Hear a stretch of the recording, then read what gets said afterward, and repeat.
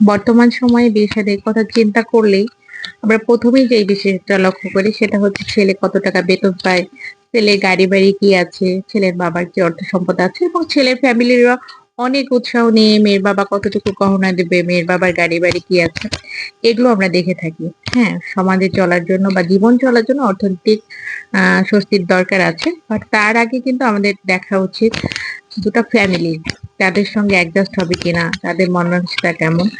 এই বিষয়গুলো আমার মনে হয় যে এই বিষয়গুলো আমাদের আগে দেখা উচিত। আরেকটা বিষয় দেখা উচিত যে হচ্ছে আপনারা আমরা যারা বিয়ে-শাদী নিয়ে চিন্তা করি, তাদের অবশ্যই এই বিষয়টা খেয়াল করতে হবে যে ডিস্ট্রিক্ট-ওয়াইজ মানুষের সঙ্গেই যেন বিয়েটা হয়। তাহলে একটা মেয়ে সুখী হতে পারবে। আর অন্য ডিস্ট্রিক্টের মানুষের সঙ্গে বিয়ে-শাদী হলে কিন্তু অনেক ধরনের যন্ত্রণা পোহাতে হয়।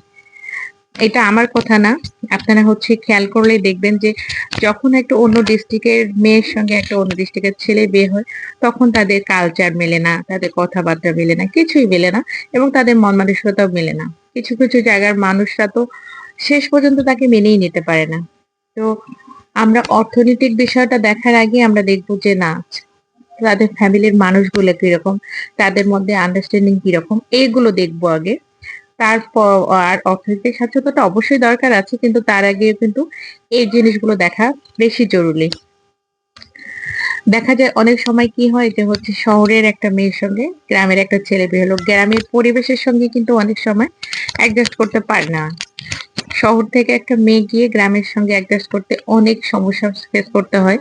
আবার একটা গ্রামের মেয়ে এসেও কিন্তু শহরে একটু সমস্যা হলেও একসময় অ্যাডজাস্ট করে নিতে পারে।